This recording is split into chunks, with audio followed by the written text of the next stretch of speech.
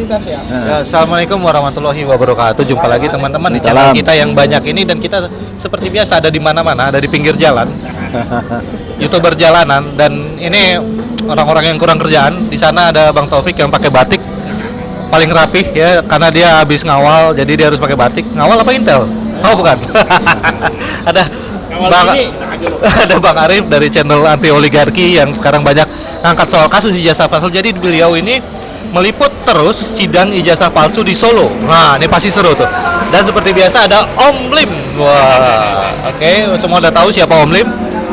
Saya dan ada Bang Basit sebelah Salwa Media Channel. Nah, teman-teman, ini beragam. Ada yang channelnya Anis-Anisan, ada yang oligarki, ada yang macam-macam ya. Tapi intinya pada malam hari ini kita akan bahas 3 hal yang penting yang baru-baru saja terjadi, yaitu soal putusan PN Jakpus yang menunda pemilu 2024. Nah, itu seru. Banyak yang berkomentar bahwa PN Jakpus itu tidak berkompeten untuk menerbitkan hukuman itu, membuat vonis penundaan pemilu, tidak berkompeten. Harusnya PT UN, bahkan MK harusnya. Tapi ada juga analisa bahwa ini adalah cara bergening pihak-pihak tertentu kepada para partai politik. Entah bergeningnya itu seperti apa. Kemudian yang kedua yang akan kita bahas adalah soal kebakaran di depo Pertamina Pelumpang. Nah, tadi kita sempat bahas, ternyata Bang Taufik kemarin dia menginap di daerah sana dan dia ngobrol dengan warga-warga di sana, dan ternyata tidak terbakar depo Pertaminanya. Loh, jadi yang terbakar apa? Nah, ini menarik. Kemudian satu lagi, Anies. Ya, ini nggak pernah lupa kita. Anies diundang ke Australia nggak lama lagi oleh sebuah universitas, dan di sana Anies akan memaparkan bagaimana mengelola kota yang benar, kurang lebih seperti itulah. Nah, ini menarik teman-teman. Oke, langsung aja mungkin kita dengarkan ceramah pandangan dari Om kita, Om Lim. Ya. Baik, kita ngobrol nih kan, ngobrol warung kopi lah, ngobrol jalan. Tetapi memang apa yang kita ingin bicarakan adalah masalah yang sangat serius, ya.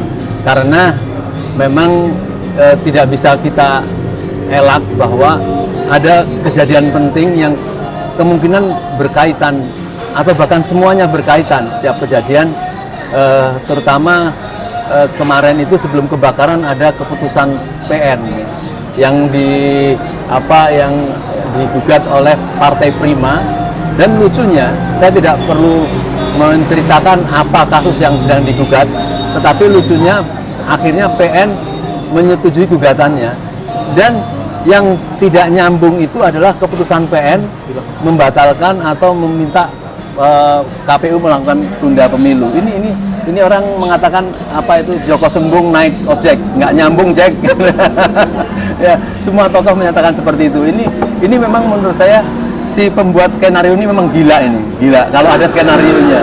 Tidak mungkin hakim yang berkedudukan tinggi mengorbankan wibawanya dengan menyampaikan, saya tahu, hakim itu tahu. Tapi kan orang menjadi curiga, siapa yang menekan hakim, atau dapat berapa sih bayaran hakim ini? Kok berani memutuskan hal seperti itu? Ini saya hanya mengikuti komentar-komentar tokoh. Ya, jadi memang apa yang sangat menarik itu kita dengarkan ceramah Ibu Megawati ya di depan Jokowi. Dia mengatakan, sudahlah, dua kali ya, dari dulu nggak ada yang berontak seperti itu. Punya kelebihan apa sih? Ini yang menarik. Apakah ada kaitannya dengan itu? Tetapi intinya tentu harapan masyarakat yang sangat luas sesuai konstitusi bahwa akan berakhir jabatan presiden dan kemudian sedang siap-siap untuk melakukan pilpres. Ini yang harus disukseskan, harus kita jaga semua. Kita menduga ya, tidak mungkinlah kalau Pak Jokowi itu tentang keputusan-keputusan PN ini adalah merupakan skenario dia. Dia tentunya sangat mudah sekali untuk, hakim, jangan ngait-ngaitkan dengan ini dong. Nah, misalnya seperti itu. Ini kan harapan dari kita. Saya yakin teman-teman punya pendapat lain lah. Tetapi karena tadi disebutkan 3 persoalan, saya akan komentari masalah katanya ledakan di mana? Di Pelumpang. Nah, ini yang menarik, ini namanya ini pada para wartawan kan sudah menelusup ke tempat kejadian, bahwa warga mengatakan ini bukan peledakan, ini pembakaran ya. Semua kompleks itu bau bensin. Dan tidak ada yang berkomentar sedikit pun pejabat-pejabat melakukan preskon misalnya apa dari TNI atau dari negara atau dari siapa menyatakan bahwa ada ledakan ini enggak. Jadi memang sudahlah, masyarakat itu sudah menjadi pengamat semua. ini ada sesuatu yang pasti nanti akan berkaitan dengan kebijakan-kebijakan tentang bensin itu. Apakah akan berubah nanti mengambil minyak dari mana misalnya, nggak jadi di sini, ini sudah bisa diperkirakan seperti itu. Artinya ini adalah skenario kalau setiap ada perlawanan dari masyarakat dalam masalah hal sesuatu, pasti akan terjadi suatu hal yang lain untuk mengalihkan persoalan-persoalan itu. Kan kasihan. Nah, tentu kita semua harus memperbincangkan dan harus melakukan tuntutan ya terhadap apa itu masalah PN tadi. Ini masalah apa katakanlah teknik-teknik untuk mengalihkan bisnis mengambil minyak. Tetapi korban ini masyarakat ini kan manusia. Luar biasa, kita tidak tega melihat bagaimana mereka terbakar, terkelupas, ada yang mati dan sebagainya. Apa juga harus dengan kayak gitu? Nah, ini yang tentunya harus kita harapkan lah ya. Jangan itu orang mengatakan itu hanya cipta kondisi ya, untuk mengalihkan menjadi nanti misalnya berubah menjadi huru-hara supaya kemudian itu menjadi alasan menjadi penundaan pemilu. Nah, ini cara-cara yang saya kira tidak dibenarkan. Saya yakin teman-teman ini jauh lebih analisanya tajam-tajam. Mas Haji ini telinganya banyak di mana-mana ini. Tapi ada satu hal yang menggembirakan menurut saya, yaitu Bapak Anies Rashid Baswedan diundang oleh beberapa universitas di Australia untuk memberikan lecture semacam kuliah umum. Ini tidak gampang. Jangan dibilang setan, enggak. Kampus-kampus terkenal di dunia itu tidak mudah untuk kemudian didorong-dorong. Ini Anies sedang mau mencalonkan, diundang dong biar kelihatan apa hebat. itu dalam pikiran alam yang enggak bener lah ya. Ini universitas tidak mau mengorbankan begitu saja dengan hanya kemudian mengundang Anies supaya menaikkan rating Anies. Tidak. Ya, Anies ini, Rashid Baswedan ini memang sesuatu yang menarik, ya, sangat menarik ya.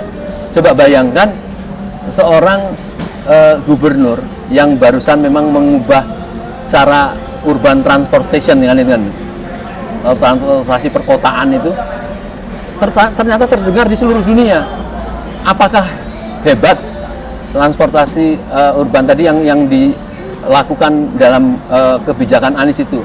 Tentu biasa saja, mungkin sama dengan negara-negara lain. Kita lihat pernah ke Singapura, kita ke Jepang, kita ke Korea ya.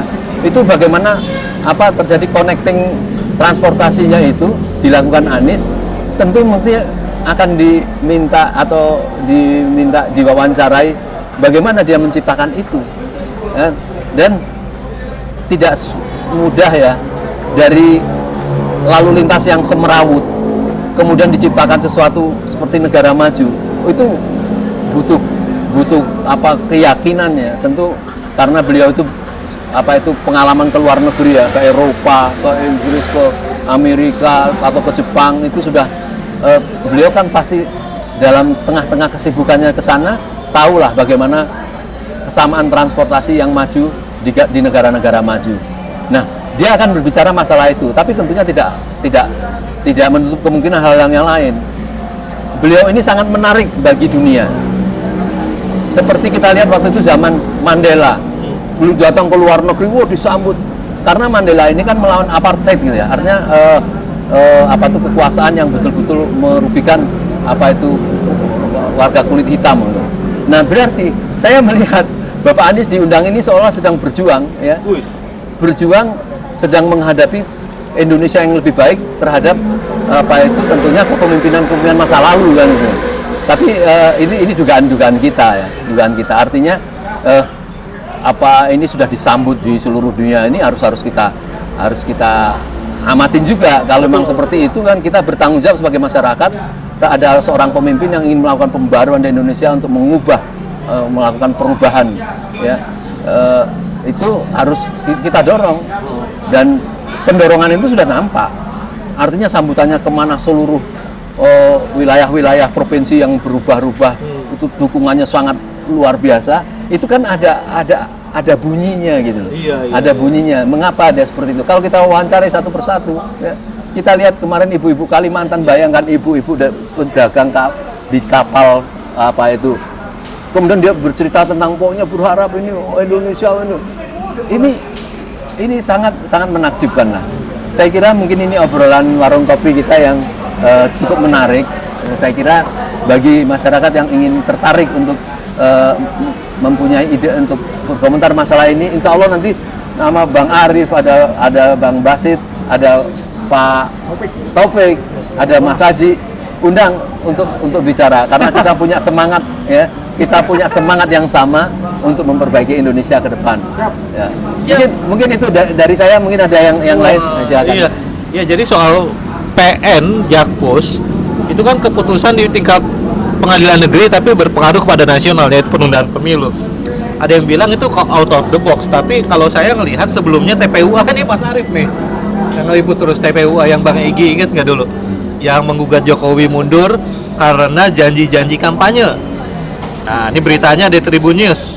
Gugatan TPUA minta Jokowi mundur, Egy Sujana dia ingkari janji kampanye. Jadi janji kampanye pidana perdata, tapi itu bisa berimbas pidana menurut Bang Egy at the time. Kemudian KSP, kantor sekretariat presiden, menuding Bang Egy nggak ngerti hukum. Wah, terus Bang Egy balas lagi. Intinya itu berbalas lah. Dan itu sebenarnya sebuah tindakan hukum yang di level pengadilan negeri, tapi menggugat sesuatu yang besar sebenarnya.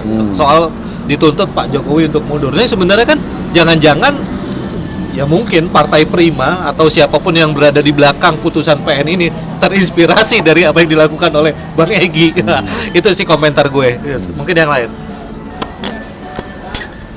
Ya kebetulan kalau dari saya pribadi tadi sebelum kesini saya sempat ada diskusi juga mengenai soal perpanjangan pemilu ini, perpanjangan masa jabatan atau penundaan pemilu ini. Jadi sebelumnya kan memang ada putusan dari MK yang menolak perpanjangan masa jabatan, dan kemudian ternyata kita dikejutkan oleh keputusan Pengadilan Negeri Jakarta Selatan. Ya, Jakarta Pusat, mohon maaf. Dan yang menarik, kalau kita tarik garis ke belakang, kalau kita lihat isu-isu ke belakang, sebenarnya isu penundaan pemilu itu kan bukan hanya ini saja, tapi sebelum-sebelumnya itu sudah ada semacam tes water hingga sampailah pada titik Pengadilan Negeri Jakarta Pusat.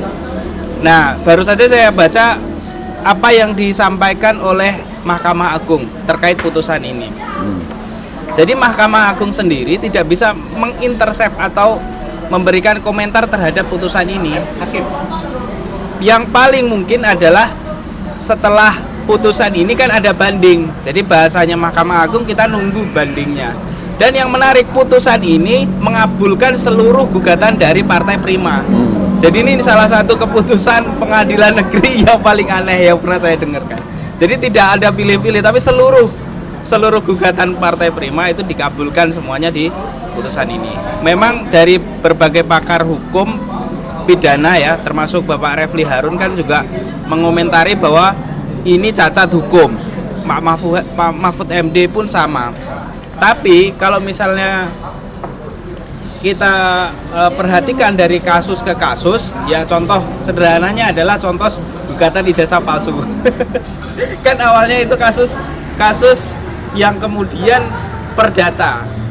Seharusnya kalau kasus perdata gugat ke Pak Presiden waktu itu kan gugat ijazah secara perdata. Nah, gugatan perdata ketika sudah diajukan itu kan nggak boleh si penggugat itu didakwa oleh kasus apapun. Tapi pada kenyataannya ternyata bisa kemudian kasus pidana, bahkan kasus pidana langsung ditangkap, langsung kemudian di penjara itu Gus Nur sama Bambang Tri. Padahal masih ada kasus gugatan di Pengadilan Negeri Jaksel. Dan artinya ini apa? Artinya ini adalah hukum itu sangat tergantung terhadap rezim. Saya pikir begitu. Tergantung sama rezim. Dan apalagi kalau kita lihat seiring dengan kasus ini kan yang menarik adalah bahwa bisa jadi ini adalah sebagai test water bagi oligarki yang ingin terus mempertahankan kekuasaannya. Dan memang di detik-detik terakhir ini kan oligarki ngitung nih, selama periode ini dia mengeluarkan uang sekian, udah balik modal belum? Kalau belum balik modal, pasti dia menginginkan kekuasaan ini yang lebih lama. Modal dan utang mah. Apalagi ngutang. Berarti dia harus balik lagi. Gimana caranya mengembalikan ini? Nah, maka saya pikir harusnya gerakan rakyat ini kan ada model perubahan kan ada 3. Yang pertama yang melalui pemilu, yang kedua adalah gerakan rakyat. Gerakan rakyat itu yang sering diwacanakan sebagai people power. Kemudian yang ketiga adalah dakwah pemikiran. Jadi kita menyampaikan pemikiran-pemikiran masyarakat, menyadarkan masyarakat ini bahwa rezim saat ini adalah rezim yang secara kasat mata kita lihat banyak sekali kebijakan-kebijakan yang bertentangan dengan apa yang kemudian diucapkan. Contoh sederhana, Omnibus Law. Omnibus Law itu adalah salah satu undang-undang yang paling parah yang dikeluarkan oleh rezim ini. Bagaimana tidak? Omnibus Law itu sudah cacat secara hukum, sudah digugat, dan kemudian masih juga diterapkan sampai sekarang ini. Nah, maka dari itu harapannya sih bagaimana supaya rakyat ini bisa bangun lah dari tidurnya untuk melihat kondisi yang sekarang. Jangan malah tambah tidur. Gimana komentarnya? Rumpung. Tahan lah. Ntar gue ditangkap lagi gue. Ini terus terang kita sama-sama ya gitu ya. Kita kan kenal awal-awalnya itu di pengadilan Jakarta Pusat. Agak saat itu ini ya sidang TPU ya, Bang Egy ya. Sampai Bang Egy sendiri yang ngajuin gugatan dia bingung, kok diterima? Tapi NO akhirnya. Jangan ngomong serius dulu. Kan diterima. Itu kan mediasi berkali-kali tuh ya, gagal mediasi, akhirnya masuk ke persidangan.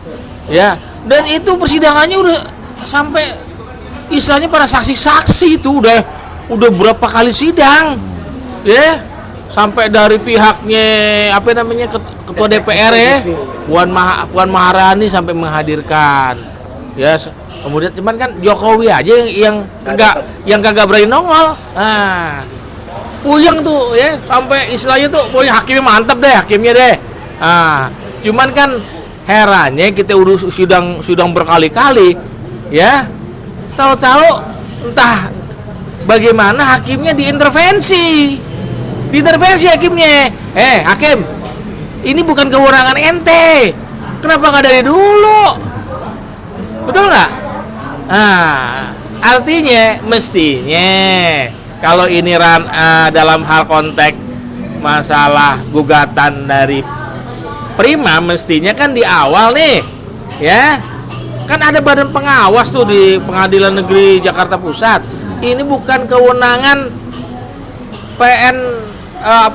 Pengadilan Negeri. Ini kewenangan daripada kalau istilahnya Refli Harun, ini urusan ketatanegaraan. Ya, jadi ya memang ya begitu. Tapi paling tidak sebetulnya sih kalau saya lihat sepertinya ini nih di belakang ini terkait dengan adanya isu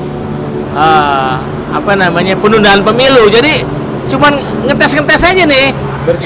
Iya, nggak usah panik, rakyat nggak usah panik, fokus ya, karena baru cuma tingkat PN, masih ada PT, masih ada nanti naik ke kasasi. Bahkan kalau nggak salah ya, Ketua Komisi Yudisial akan memanggil tuh hakim itu tuh. Tapi bagus juga sih nih kalau memang bener-bener nih ya, terus terangnya saya puji nih hakim nih, keberaniannya luar biasa ya, luar biasa. Kalah tuh hakim sampai yang kemarin mutus Sambo, kalah beraninya.